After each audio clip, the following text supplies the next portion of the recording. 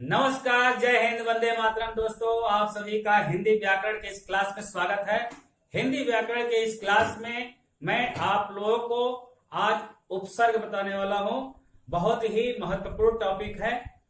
हिंदी का कहीं भी प्रश्न आएगा, चाहे जिस कंपटीशन में आए, वो उसमें उपसर्ग जरूर रहेगा। इसलिए ये बहुत ही महत्वपूर्ण टॉपिक हो जाता है। तो इस उपसर्ग को बताने के लिए मैं आज इस वीडियो के माध्यम से मैं आप लोगों को उपसर्ग बताने वाला हूं। अगर पसंद आए तो लाइक, कमेंट, शेयर जरूर कीजिएगा और मेरे इस नए चैनल से अगर जुड़ना चाहते हैं तो सब्सक्राइब जरूर कर लेंगे। तो आइए हम और आप समझते हैं उपसर्ग होता क्या है। उपसर्ग शब्द निर्माण ही होता है, शब्द का निर्माण होता है। तो शब्द निर्माण के दृष्टि से शब्द को दो श्रेणियों में रखा जाता है। एक होता है आपका मूल शब्द और एक होता है आपका व्युत्पन्न शब्द। मूल शब्द क्या होता है कि जो रूढ़ शब्द होते हैं वे आपके मूल शब्द होते हैं, और व्युत्पन्न शब्द वे होते हैं जो उपसर्ग, प्रत्यय और समास से मिलकर बनते हैं। तो शब्द निर्माण की दृष्टि से शब्द दो श्रेणियों में रखा जाता है, मूल शब्द और व्युत्पन्न शब्द। व्युत्पन्न शब्द समझ गए होंगे, उपसर्ग और प्रत्यय समास से मिलकर जो नए शब्द बनते हैं वही आपके व्युत्पन्न शब्द होते हैं। और मूल शब्द आपका मूल होता है, जो रूढ़ शब्द होते हैं वही मूल शब्द होते हैं। तो सबसे पहले हम आपको समझा दें उपसर्ग। उपसर्ग क्या होता है?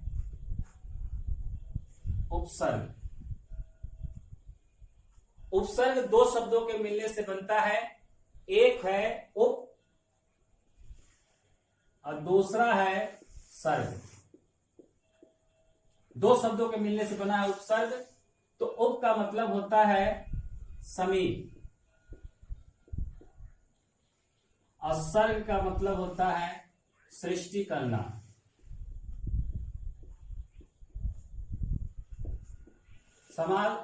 उपसर्ग को आपको जो है रटना नहीं, सिर्फ समझना है। उपसर्ग दो शब्दों के मिलने से बना है, उप धन सर्ग। उप मतलब समीप और सर्ग मतलब सृष्टि करना। तो क्या हो गया, इसका अर्थ क्या हो सकता है? इसका अर्थ यही हो सकता है किसी शब्द के समीप आकर नया शब्द बनाना।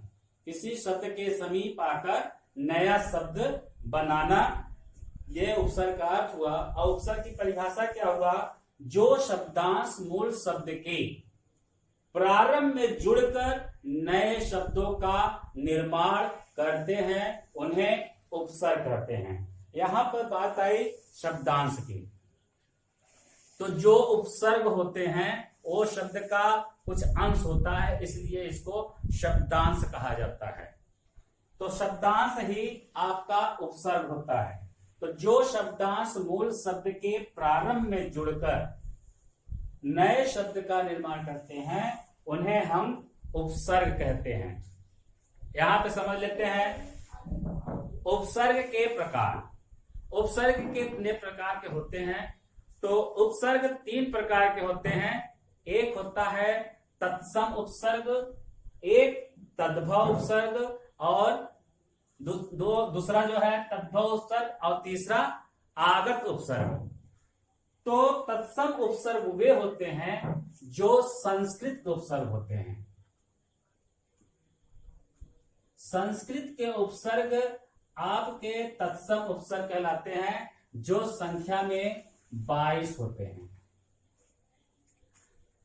तद्भव उपसर्ग वे होते हैं जो हिंदी के उपसर्ग होते हैं, वही आपके तद्भव उपसर्ग कहलाते हैं। जो हिंदी के होते हैं ये संख्या में 13 होते हैं। और जो आगत उपसर्ग आपका होता है ये विदेशी भाषाओं से लिए गए उपसर्ग होते हैं। विदेशी भाषाओं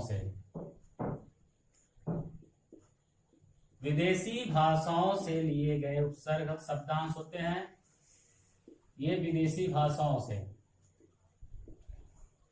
विदेशी भाषाओं में आपका उर्दू, अरबी और अंग्रेजी होता है। कुछ उपसर्ग यहां से लिए गए हैं। तो उर्दू में उपसर्गों की संख्या 19 होती है। इतना आप जान गए। 3 प्रकार का होता है, तत्सम उपसर्ग, तद्भव उपसर्ग और आगत उपसर्ग। तत्सम उपसर्ग उसे कहते हैं जो संस्कृत से लिए गए हैं उपसर्ग होते हैं, वे तत्सम उपसर्ग कहलाते हैं, जिनकी संख्या 22 होती है। ये भी कभी कभी कंपटीशन पूछ देता है। और तद्भव उपसर्ग वे होते हैं जो हिंदी से लिए गए उपसर्ग होते हैं, वे तद्भव उपसर्ग होते हैं और इनकी संख्या 13 होती है। आगत उपसर्ग वे उपसर्ग होते हैं जो विदेशी भाषाओं से लिए गए हैं, जैसे उर्दू, अरबी, अंग्रेजी। और इसमें उर्दू उपसर्गों की संख्या 19 होती है। 22, 13, 19। उपसर्ग के प्रयोग से 3 प्रकार के शब्द प्रकट होते हैं, ये भी जान लीजिए। उपसर्ग के प्रयोग से 3 प्रकार के शब्द प्रकट होते हैं। या तो उपसर्ग लगाने से या तो जो नया शब्द बनेगा या तो विलोम होगा या पर्यायवाची होगा, या विलोम और पर्यायवाची नहीं होगा तो नई विशेषताओं वाला कोई शब्द होगा। तो आइए हम, अब इतना समझ में आ गया होगा। अब आपको और समझाते हैं।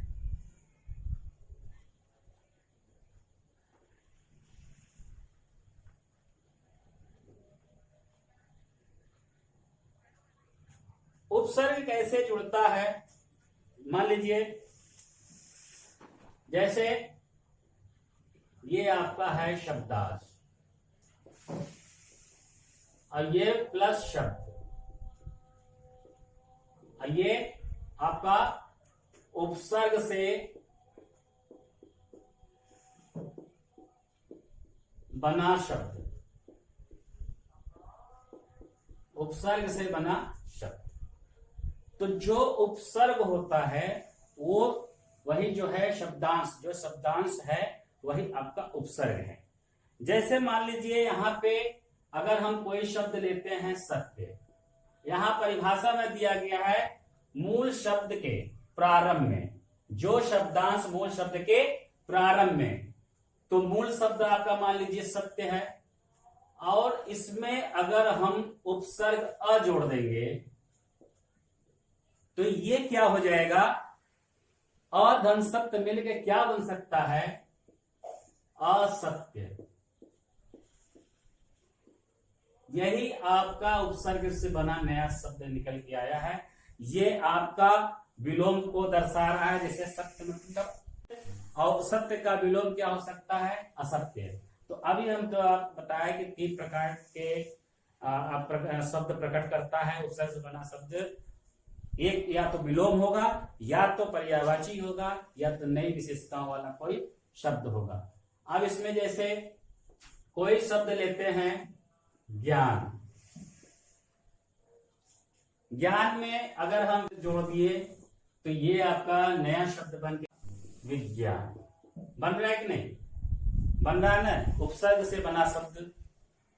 तो ये उपसर्ग से जो शब्द बनते हैं वही व्युत्पन्न शब्द होते हैं। अब जैसे आप कोई ले लीजिए शासन। शासन क्या है, आपका मूल शब्द है। अगर इसमें हम जैसे शासन, किसी के ऊपर शासन करना, और अगर इसमें हम उपसर्ग जोड़ दिए अनु,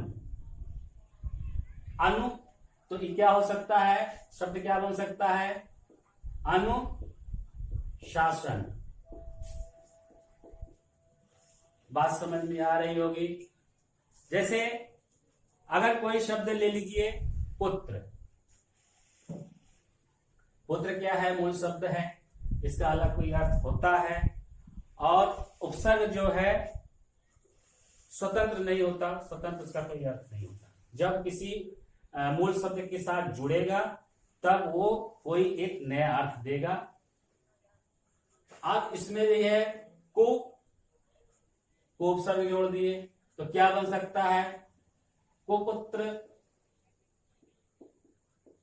इस प्रकार से जो मूल शब्द में जो आगे शब्दांश जुड़ते हैं वही उपसर्ग कहलाते हैं। और उपसर्ग और शब्द मिलकर आपका एक नया शब्द बनता है। उपसर्ग से नए बने शब्द जिसका एक अर्थ अलग होता है और ये मूल शब्द के आसपास ही होते हैं, बहुत ज्यादा दूर नहीं जाते और क्या आसपास ही होते हैं। इस प्रकार से आपका ये उपसर्ग समझ में आ गया होगा। अगर ये वीडियो पसंद आए तो लाइक कमेंट शेयर जरूर कीजिएगा। मिलते हैं अगले वीडियो में। धन्यवाद।